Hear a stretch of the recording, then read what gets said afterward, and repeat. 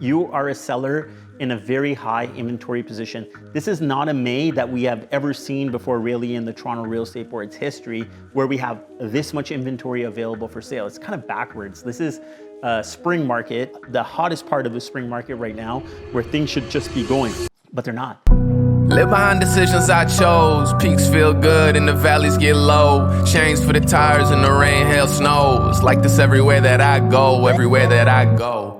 Hey everybody, it's Hussein Kabani, your favorite broker, and the market is absolutely crazy. This is May 2024, we're halfway through May. This video is actually gonna be for sellers. What do you do in a position like this? Let's recap where we are at right now. Basically, compared to last year, we have 80% more inventory available for sale, okay?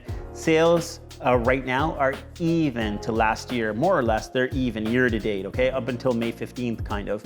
The trick of that is that in January and February, we're above a lot higher than we were previous years. And then again, in March, April, and so far May, we've been in a decline. So where do you go with this? So sales are about average, but we've seen a downward trajectory compared to last year on the number of units that have been sold. And inventory is just crazy at this point right now. There's so much of it out there. That's my main concern, main topic. And this is how we're gonna navigate this market right now, is in a high inventory position. Now, what are you gonna do if you're a seller right now and you have to sell your property, okay? And I emphasize have to sell your property. And this could be for a number of different reasons that our clients have to sell their property right now. One of the reasons that we're running across right now is that people have bought pre-construction and they need to close on their pre-construction. Their whole idea was that 2 years ago or whatever it was, they're gonna buy a new house and they're gonna sell this one when the time comes up. So that's one reason people are actually have to sell right now. Another reason is that your mortgage is coming up for renewal and maybe you don't want to make these payments anymore. Maybe it's going to cramp up your lifestyle. You've been locked on a 1.52% interest rate. Now you're going to have to renew at 4.5% or 5%. And you're like, I really don't want to have to do that because it's going to really take a toll on my lifestyle and I don't want to be house poor. So that's another reason people are actually doing this. Another reason is that it is the investors, okay? When things get a little bit pinched, and it starts not to make sense to hold these investment properties. And I'm in a boat with maybe one or two of mine at the same time where I'm considering now and saying, hey, does it actually make sense for me to hold this? And I think a lot of people are evaluating that as well. It's like, does it make sense for me to continue to pour money into this property where I don't really see a large appreciation in the near future happening? Can I take that capital out at this point and do something else with it? Or do I just put it into my principal residence because my interest rate's gonna be going up anyways and I could soften the blow on that side of it? So these are real legitimate reasons why people are actually selling their property. Now, before I get into my advice of how to deal with this in a high inventory position, if you have to sell, if you're a serious seller,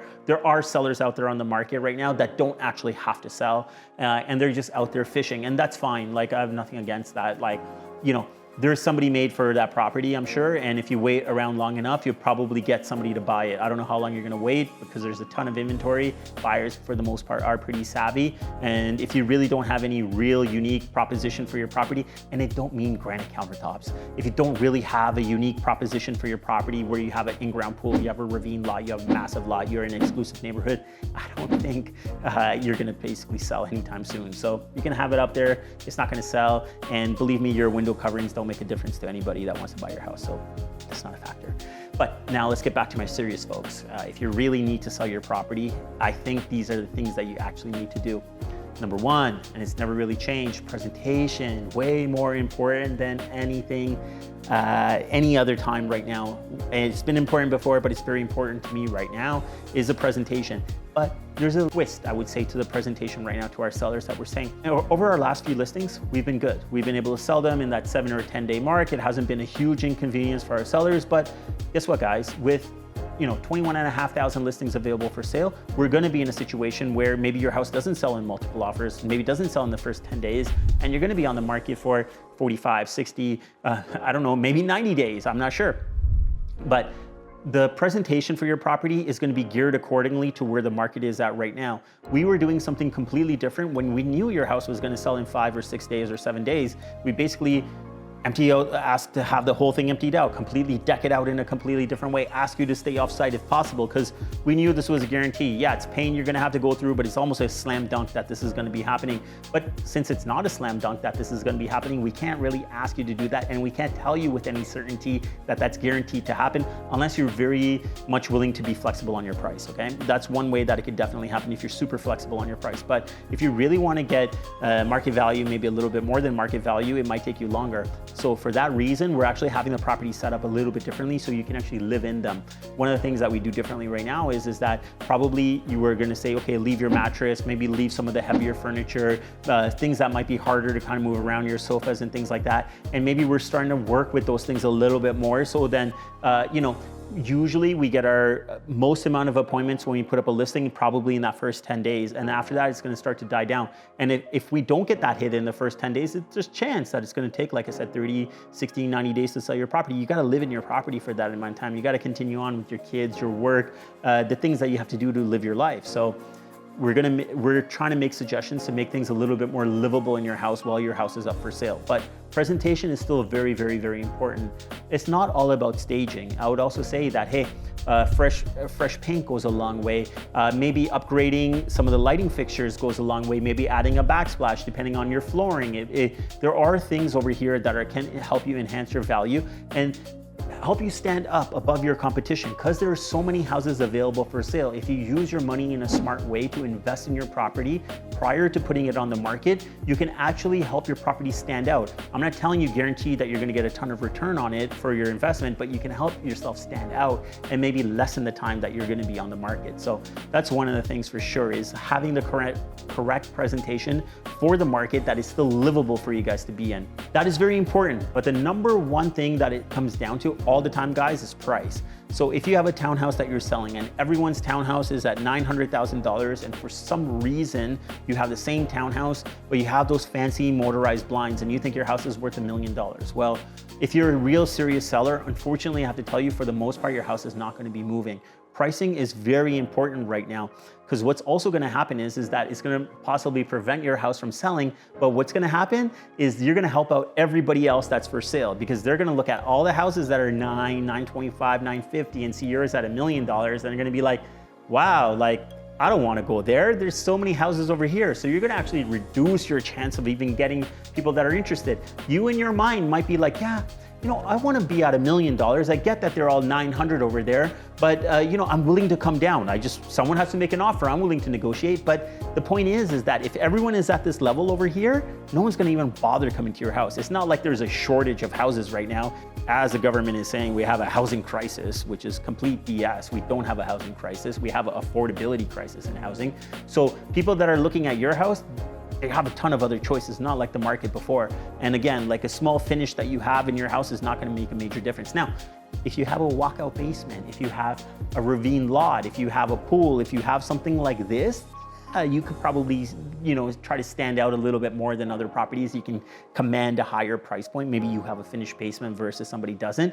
But again, my whole point of all of this thing is that there's a lot of components that are involved with it, where your pricing has to be evaluated correctly with what your property is in order for it to be able to move. What I have seen throughout my experience of selling homes is that if you go to the market at a higher price versus going at the right price from the beginning, you're ultimately going to get less if you go at a higher price based on the price reductions, the stigmatization a little bit from being on the market longer than other properties. So these are the things that I would be looking for here right now. Now, at the same time, I want to give you this advice. Now, you may be selling your property and also looking to buy your property. And I know I've given this advice before, but just to recap, if you haven't seen one of my videos that covers this, is this.